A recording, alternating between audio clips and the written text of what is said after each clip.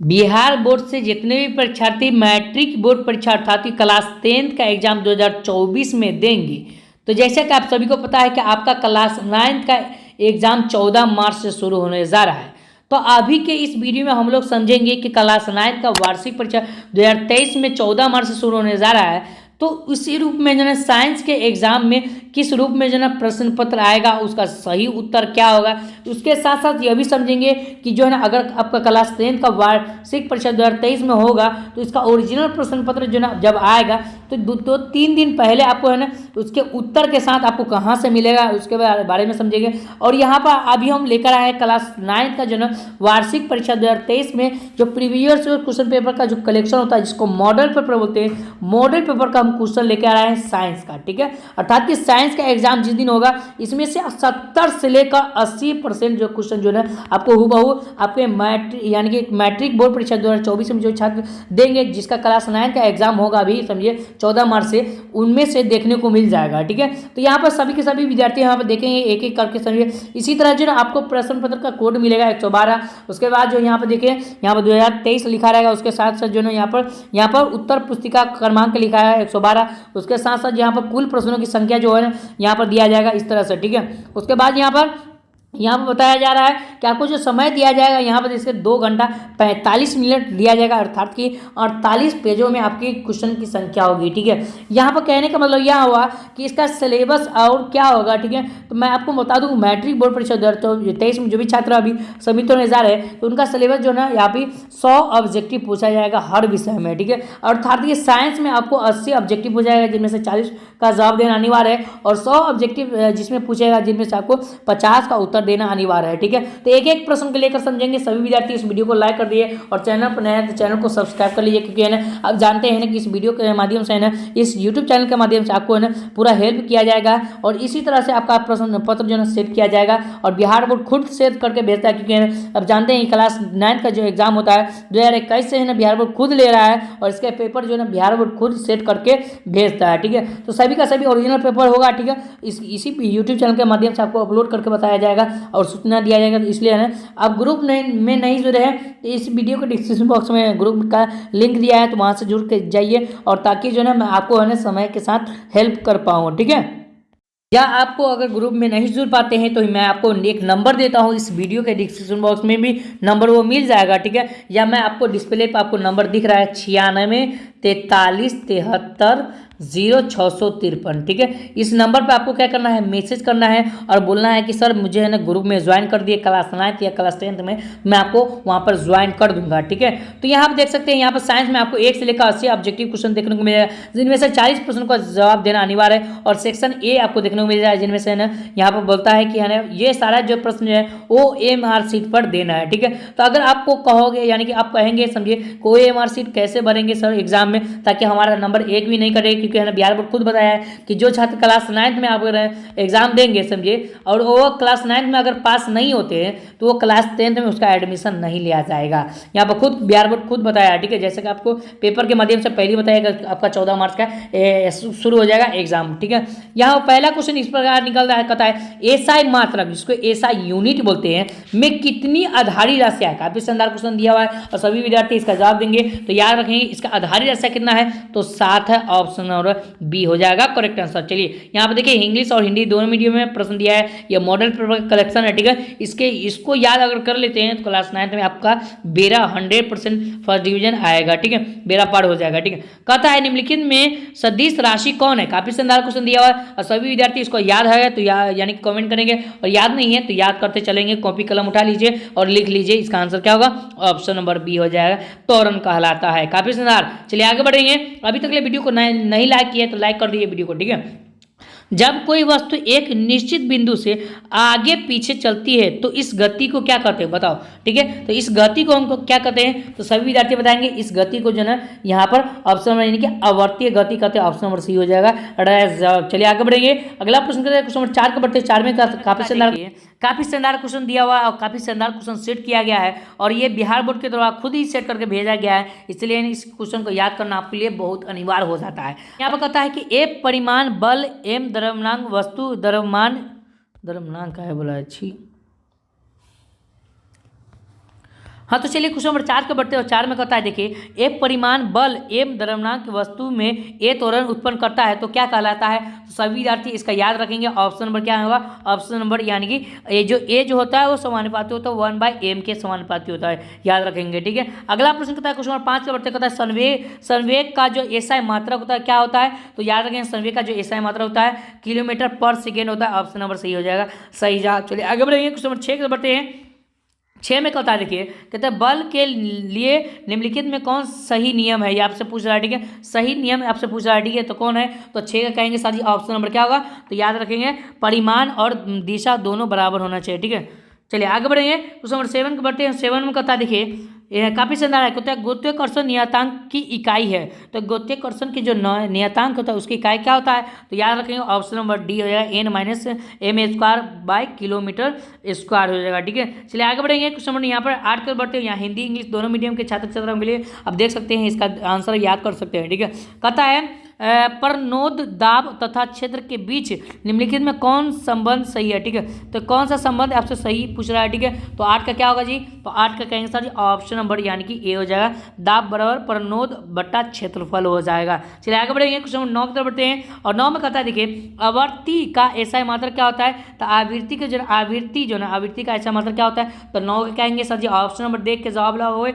और फटाफट कहोगे हर्ज हो जाता है, HZ से इसको सूचित किया जाता है। चलिए आगे बढ़ेंगे, क्वेश्चन नंबर 10 कर बढ़ते हैं और 10 में कहता है दो क्रमिक श्रृंगों अथवा गर्तों के बीच की दूरी को क्या होती है। ठीक है, तो उसके बीच के जो है ना दूरी की बात किया जाता है, गर्तों दिया गया। ठीक है, तो यहाँ पर इसका आंसर क्या होगा, तो फटाफट लगाएंगे सभी जो विद्यार्थी इसका जवाब देंगे और कहेंगे सर जी बिल्कुल ऑप्शन नंबर यानी कि तरंग का तरंग धैर्य हो जाता है। ऑप्शन नंबर बी हो जाएगा सही जवाब। चलिए आगे बढ़ेंगे, क्वेश्चन नंबर 11 के बढ़ते हैं। 11 में कहता है किसी द्रव के आयतन मापने के लिए प्रयुक्त युक्ति कौन है। तो युक्ति मतलब डिवाइस आपसे पूछ रहा है। ठीक है, तो प्रयुक्त डिवाइस कौन है, तो कहेंगे सर जी इसका आंसर क्या होगा, फटाफट बताओ। तो 11 का कहेंगे sir ji option number B हो जाएगा, तो सही जवाब। ठीक है, ऑप्शन नंबर क्या होगा, बी हो जाएगा। ठीक ठीक ठीक ठीक, ऑप्शन नंबर क्या होगा, बी हो जाएगा, कमान की तुलना। आगे बढ़ेंगे, क्वेश्चन नंबर यहाँ पर 12 के बढ़ते हैं। 12 में कहता है देखिए, क्वेश्चन नंबर 12 कहता है देखिए, किसी वस्तु के जड़त्व की माप होती है। तो किसी भी वस्तु के जड़त्व की माप क्या कहलाती है, तो द्रव्यमान कहलाती है, द्रव्यमान द्वारा होता है। ऑप्शन नंबर ए हो जाएगा राइट जवाब। चलिए आगे बढ़ेंगे, क्वेश्चन नंबर 13 के बढ़ते कहता है वस्तु का घनत्व बराबर होता है। तो वस्तु का घनत्व किसके बराबर होता है, तो कहेंगे सर जी वो द्रव्यमान बाई आयतन के बराबर होता है। ऑप्शन नंबर यानी सी हो जाएगा सही जवाब। चलिए आगे बढ़ेंगे, अगला प्रश्न कहता है ऊष्मा का एसआई मात्रक। देखिए काफी शानदार क्वेश्चन दिया हुआ है और काफी शानदार क्वेश्चन सेट किया गया है, तो इसका आंसर क्या होता है, जूल होता है। ऑप्शन नंबर सी हो जाएगा सही जवाब। चलिए आगे बढ़ेंगे, क्वेश्चन नंबर 15 के बढ़ते 15 में कहता है काफी शानदार क्वेश्चन दिया हुआ, कहता है सेल्सियस थर्मामीटर का मूल अंतराल विभक्त हो रहता है। तो सेल्सियस की बात किया जाता है, तो इसका आंसर क्या होगा, तो देखिए इसका आंसर क्या होगा, तो इसका आंसर ऑप्शन नंबर क्या होगा, सी हो जाएगा। क्या होगा, ऑप्शन नंबर 15 का राइट जवाब सी हो जाएगा सही है। चलिए आगे बढ़ेंगे, क्वेश्चन नंबर 16 के बढ़ते 16 में कहता है देखिए 20 हर्ट्ज की आवृत्ति से अधिक आवृत्ति की तरंगों को क्या कहते हैं, तो याद रखेंगे यहाँ पर इसका आंसर ऑप्शन नंबर क्या होगा, बी हो जाएगा सही जवाब, याद रखेंगे। ठीक है, परावर्ष तरंगे कर देंगे। ठीक है, चलिए आगे बढ़ेंगे, हाँ बिल्कुल पार्श्व है। ठीक है, इसका आंसर क्या है, अगला कहता है क्वेश्चन नंबर 17 में निम्नलिखित में किन दो राशियों का एसआई मात्रक जो ना वो किलो यानी कि केजी दिया हुआ, किलोमीटर पर सेकेंड होता है। ठीक है, किलोमीटर यहाँ पर दिया हुआ पर सेकेंड। ठीक है, तो इसका आंसर क्या होगा, 17 का कहेंगे sir ji option number A हो जाएगा सही जवाब। चलिए आगे बढ़ेंगे, अगला प्रश्न है क्वेश्चन नंबर 18 के बढ़ते 18 में कहता है देखिए काफी शानदार क्वेश्चन दिया हुआ, कहता है निम्नलिखित में अदिश राशि कौन है। तो अदिश राशि मैंने बताया था, समझो वो कौन है, तो याद रखेंगे ऑप्शन नंबर क्या होगा, वो घनत्व तो कहलाएगा। ऑप्शन नंबर सी हो जाएगा सही जवाब। चलिए आगे बढ़ेंगे, क्वेश्चन नंबर 19 के बढ़ते 19 में कहता है कोणीय वेग का एसआई मात्रक क्या होता है। तो कोणीय जो वेग होता है उसका एसआई मात्रक की बात किया गया है, तो ऑप्शन नंबर क्या होगा, रेडियन होता है। ऑप्शन नंबर बी हो जाएगा सही जवाब। चलिए आगे बढ़ेंगे, क्वेश्चन नंबर 20 के बढ़ते 20 में कहता है देखिए, कहता है यदि किसी गतिशील पिंड का वेग आधा कर दिया जाए तो इसका संवेग हो जाता है। ठीक है, तो इसका आंसर क्या होगा, 20 का फटाफट जल्द से बताओ। ठीक है, तो इसका आंसर क्या होगा, आधा हो जाएगा। ऑप्शन नंबर सी हो जाएगा सही जवाब। चलिए आगे बढ़ेंगे, क्वेश्चन नंबर 21 के बढ़ते हैं। 21 में कहता है देखिए काफी शानदार क्वेश्चन दिया हुआ, कहता है कि किसी एम द्रव्यमान की वस्तु जिनका वेग भी है, वेग को क्या बोलते हैं, वेग, उसका संवेग क्या होगा। ठीक है, संवेग की बात किया जाएगा तो कहेंगे सर ये ऑप्शन नंबर सी हो जाएगा राइट जवाब। चलिए बहुत अच्छे, वेरी गुड। इसी तरह से आपको जो है याद करके जाना है और उसके बाद एक एक करके ना प्रश्न पत्र देखना है, क्योंकि बिहार बोर्ड जो है खुद मॉडल पेपर जो है सेट करके भेजा है, प्रीवियस के क्वेश्चन पेपर का कलेक्शन है। ठीक है, चलिए आगे बढ़ेंगे। कहता है कि कहता है आर्किमिडीज का सिद्धांत लागू होता है। ठीक है, तो आर्किमिडीज जो है उसका सिद्धांत किस पर लागू होता है, तो कहेंगे 22 का ऑप्शन नंबर यानी कि ए हो जाएगा, पानी के लिए। ठीक है, ऑप्शन नंबर ए हो जाएगा। चलिए आगे बढ़ेंगे। क्वेश्चन नंबर यहाँ पर 23 का बढ़ते 23 में कहता है देखिए, कहते हैं कार्य करने की क्षमता को क्या कहते हैं, तो कार्य करने की क्षमता को क्या कहते हैं, तो सभी विद्यार्थी ऊर्जा कहते हैं, ऑप्शन नंबर बी हो जाएगा सही जवाब। चलिए आगे बढ़ेंगे। क्वेश्चन नंबर 24 का बढ़ते 24 में कहता है देखिए, काफी शानदार है। कहता है एक वस्तु किसी द्रव में तैरती है यदि उत्प्लावक बल क्या कहलाएगा, तो उत्प्लावक बल की बात किया जाता है, तो 24 से क्या होगा, तो 24 का ऑप्शन नंबर क्या होगा, जल्दी से बताओ। बिल्कुल ठीक है, उसका आंसर ऑप्शन नंबर सी हो जाएगा सही जवाब। चलिए आगे बढ़ेंगे। यहाँ पर क्वेश्चन नंबर 25 के बढ़ते 25 में कहता है देखिए, कहता है शुद्ध पानी का घनत्व महत्तम होता है, तो महत्तम मतलब कम से कम आपसे पूछ रहा है। ठीक है, मैक्सिमम पूछ रहा है, मैक्सिमम की बात किया जाता है, तो 25 का क्या होगा, तो 25 का 4 डिग्री सेल्सियस होता है, याद रखेंगे। ठीक है, आगे बढ़ेंगे। क्वेश्चन 26 के बढ़ते 26 में कहता है गैस का द्रव में परिवर्तन कहलाता है, तो गैस का जो द्रव में परिवर्तन क्या कहलाता है, तो याद रखेंगे घनन कहलाता है, ऑप्शन नंबर डी हो जाएगा राइट जवाब। चलिए आगे बढ़ेंगे। क्वेश्चन नंबर 27 के बढ़ते 27 में कहता है वह प्रक्रिया जिसमें इत्र की गंध वायु में चारों ओर फैल जाती है क्या कहलाती है, तो 27 से कहेंगे ऑप्शन नंबर यानी कि विसरण कहलाती है, राइट जवाब ऑप्शन नंबर बी हो जाएगा सही जवाब। चलिए आगे बढ़ेंगे। क्वेश्चन नंबर 28 के बढ़ते हैं 28 में कहता है निम्नलिखित में कौन तत्व है, तो तत्व की बात किया जाता है, तो बिल्कुल आप लोग जो है ना पढ़े होंगे, समझिए जस्ता एक क्या कहलाएगा, तत्व कहलाएगा, ऑप्शन नंबर बी हो जाएगा सही जवाब। चलिए आगे बढ़ेंगे। क्वेश्चन नंबर 29 के बढ़ते 29 में कहता है निम्नलिखित में कौन रासायनिक परिवर्तन का उदाहरण है, तो रासायनिक परिवर्तन क्या क्या कहलाता है, जो है ना नया रूप में बदल देता है, समझिए नया चीज कोई पदार्थ लेकर, मैं एक पदार्थ यहाँ है, ठीक है, मान लीजिए एक पदार्थ है यहाँ पे, एक पदार्थ है मतलब दूध यहाँ ले लिया, इसका दही बना दिया, तो उसको रासायनिक परिवर्तन कहलाते हैं, समझिए जिसमें चेंजिंग होता है उसको रासायनिक परिवर्तन कहते हैं। ठीक है, इसका आंसर क्या होगा, 29 कहेंगे sir ji option number C हो जाएगा, कोयला का जलना। ठीक है, चलिए आगे बढ़ते हैं। क्वेश्चन नंबर 30 को बढ़ते 30 में कहता है खड़िया है, तो खड़िया क्या है, तो 30 का क्या कहेंगे, ऑप्शन नंबर बी हो जाएगा, यह एक यौगिक है, बिल्कुल ठीक है। आगे बढ़ेंगे। क्वेश्चन नंबर 31 को बढ़ते 31 में कहता है निम्नलिखित में किसे न्यूट्रॉन नहीं होता है, ठीक है, निम्नलिखित में किसमें न्यूट्रॉन जो होता है वो नहीं होता है, तो 31 के कहेंगे सर जी वह प्रोटियम में नहीं होता है, ठीक है, प्रोटियम, ठीक है, ऑप्शन नंबर सी हो जाएगा सही। आप चलिए आगे बढ़ेंगे। क्वेश्चन नंबर यहाँ पर 32 को बढ़ते कहता है निम्नलिखित में कौन अक्रिय गैस है, अक्रिय गैस की बात किया जाता है, बिल्कुल ठीक है, इसका आंसर क्या होगा, तो बिल्कुल यह अक्रिय गैस कौन है, आर्गन है, ऑप्शन नंबर सी हो जाएगा सही जवाब। चलिए आगे बढ़ेंगे। क्वेश्चन नंबर यहाँ पर 33 को बढ़ते कहता है मानक ताप व दाब पर किसी गैस के एक मोल का आयतन क्या कहलाता है, तो 33 का क्या होगा, तो 33 का सभी विद्यार्थी याद रखेंगे क्या होगा, 2 यानी कि 22.4 लीटर कहलाता है, ठीक है, याद रखेंगे 22.4 लीटर कहलाएगा। ठीक है, आगे बढ़ते हैं। कहता है बकमिस्टर फुल्लेरीन का अनुसूत्र क्या होता है, तो इसका अनुसूत्र की बात किया जाता है, तो 34 का क्या होगा, तो 34 का याद रखेंगे यानी कि C6O2 होता है, ठीक है, C6O होता है, मतलब कार्बन 6 ऑक्सीजन कुछ नहीं, ऑक्सीजन कहलाता है, ठीक है, याद रखेंगे। अगला प्रश्न कहता है क्वेश्चन यहाँ पर 35 में तांबा का लैटिन नाम क्या है, तो तांबा का लैटिन नाम आपसे पूछ रहा है, ठीक है, तो 35 क्या होगा, ऑप्शन नंबर डी हो जाएगा, क्यूप्रम होगा, ऑप्शन नंबर डी हो जाएगा। चलिए आगे बढ़ेंगे। क्वेश्चन नंबर 36 बढ़ते 36 में निम्नलिखित में कौन जल का सूत्र है, तो जल का सूत्र क्या होता है, समझिए जल्दी से बताओ, ठीक है, फटाफट, ये तो सभी विद्यार्थी जाएंगे H2O होता है, ठीक है, मतलब हाइड्रोजन ऑक्साइड होता है, ऑप्शन नंबर बी हो जाएगा सही जवाब। चलिए आगे बढ़ेंगे। क्वेश्चन नंबर 37 के बढ़ते 37 में कहता है निम्नलिखित गैसों में कौन अम्ल वर्षा के लिए उत्तरदायी है, तो अम्ल वर्षा की बात किया जाता है तो इसका उत्तरदायी क्या होता है, SO2 होता है, ठीक है, याद रखना, ठीक है। आगे बढ़ेंगे। क्वेश्चन 38 को बढ़ते हैं 38 में कहता है निम्नलिखित में कौन नाइट्रोजन का ऑक्साइड वायु प्रदूषक नहीं है, तो वायु प्रदूषक की बात किया जाता है कौन नहीं है, तो 38 क्या होगा, ऑप्शन नंबर बी हो जाएगा सही जवाब। चलिए आगे बढ़ेंगे।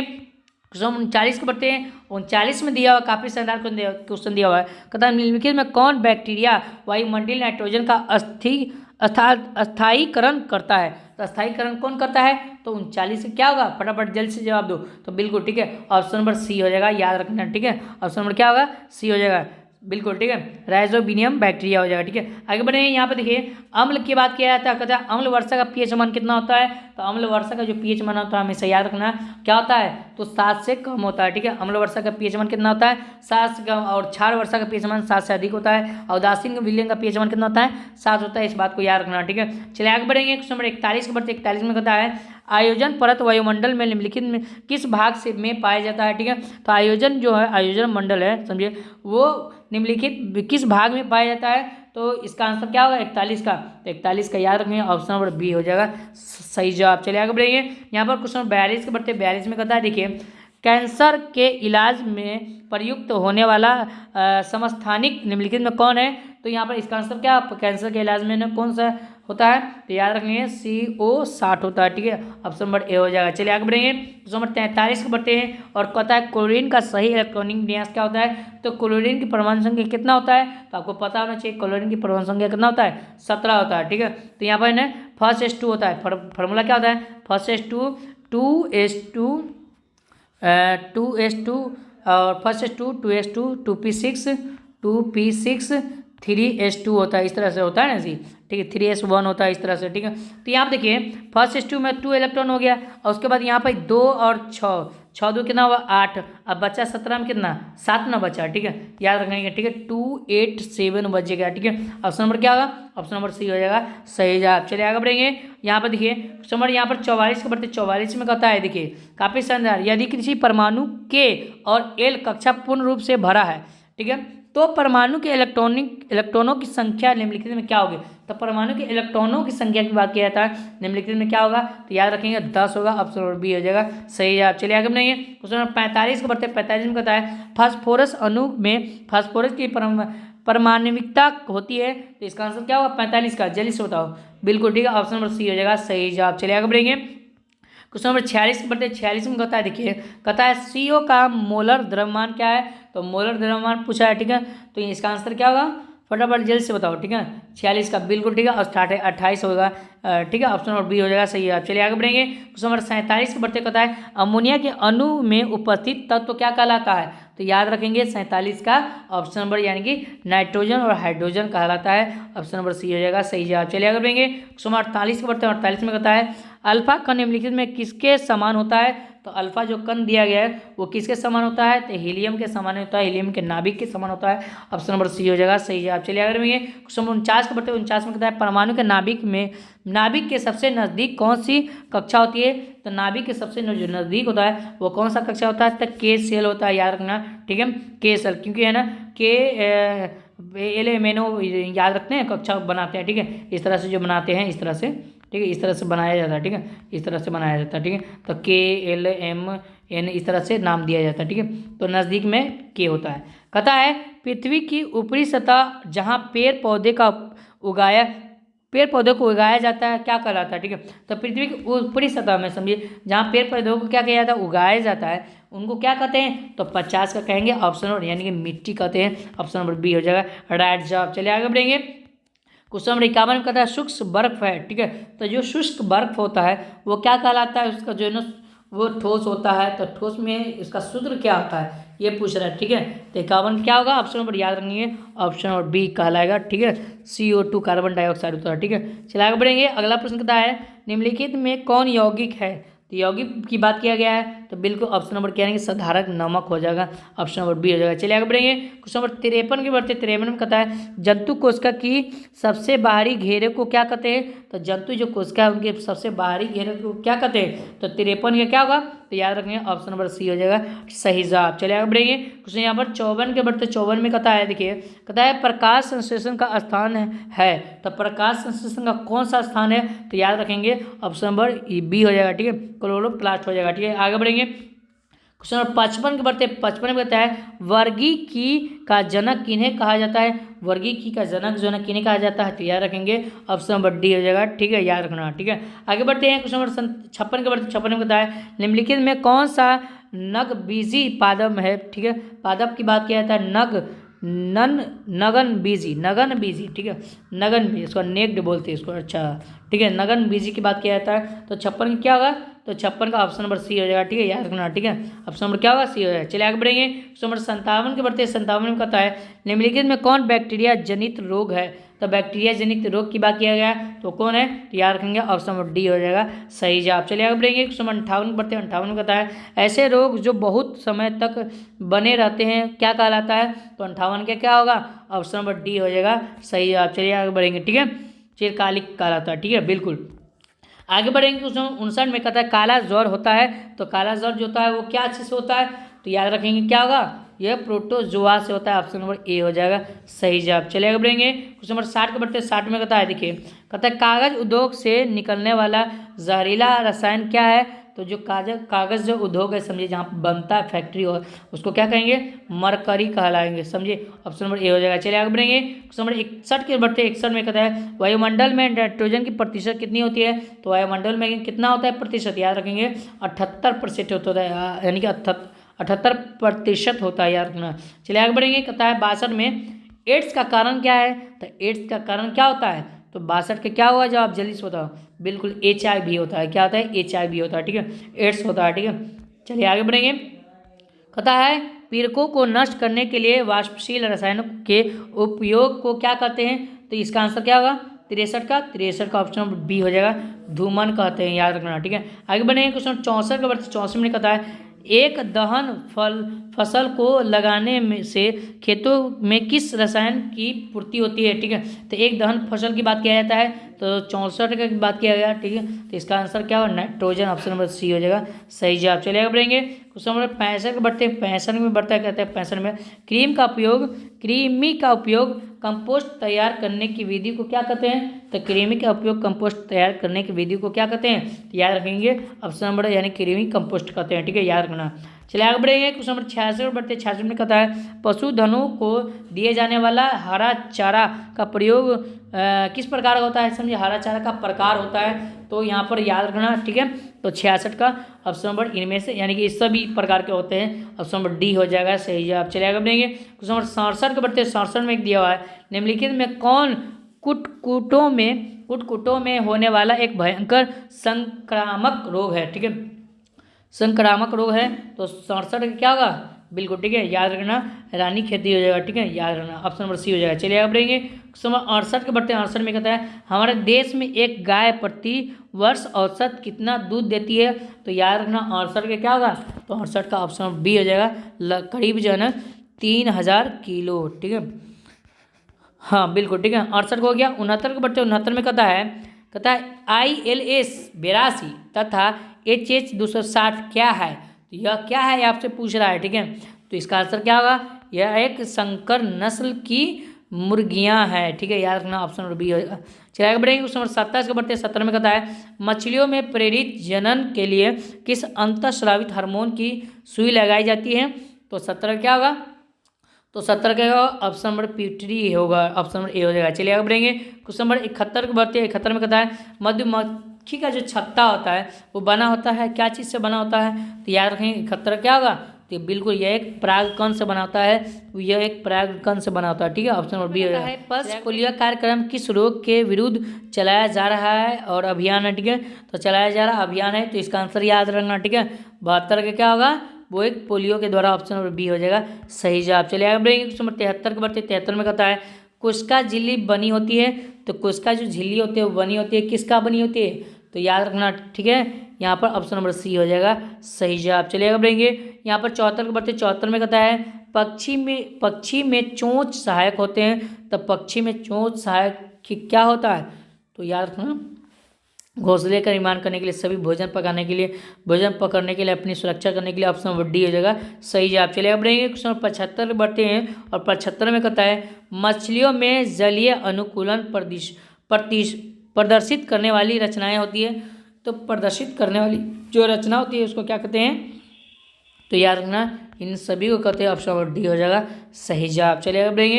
यहाँ पर 75 के बढ़ते 75 हो गया, 76 के बढ़ते कहते हैं प्याज रूपांतरण है। ठीक है, तो प्याज किसका रूपांतरण है?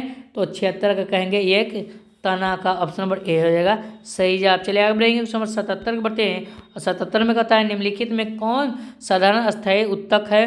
तो इस 77 का क्या होगा?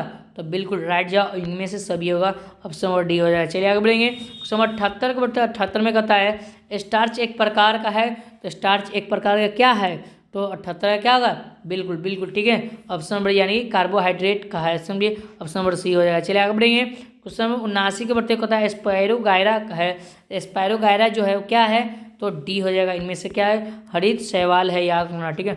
चलिए आगे बढ़ेंगे। क्वेश्चन नंबर यहाँ पर 80 के बढ़ते, ये हमारा लास्ट प्रश्न है और कहता है केंचुआ खाता है, तो केंचुआ क्या खाता है, तो याद रखना ठीक है, यह गीली मिट्टी खाता है, ऑप्शन नंबर क्या होगा, डी हो जाएगा सही जवाब ठीक है। तो इस तरह से हम लोग जो है ना 80% टोटल कर लिए, 80 में आपका कितना सही हुआ ठीक है, आपको बताना है कमेंट बॉक्स में ठीक है। और फाइनल बोर्ड परीक्षा का जो है ना एग्जाम के लिए समझिए मैं आपको ग्रुप का लिंक दे दूंगा डिस्क्रिप्शन बॉक्स में, जाकर ज्वाइन हो जाए और उसके साथ जो मोबाइल नंबर दिया हूँ शुरू में ठीक है, उसको जाकर देख लेना। उस नंबर पर अगर वहाँ से ज्वाइन नहीं हो पाते हैं तो मैसेज करेंगे, तो मैं आपको है ना ओरिजिनल पेपर जब आएगा 2-3 दिन पहले आपको अपलोड करके मैं बता दूंगा, तो ग्रुप में जुड़े रहेंगे तो आपको इन्फॉर्मेशन मिल जाएगा ठीक है। तो दोस्तों वीडियो को लाइक कर दिया, चैनल पर नया है तो चैनल को सब्सक्राइब करके रखिएगा और फिर मिलते हैं नेक्स्ट वीडियो में, तब तक आपसे बहुत बहुत धन्यवाद।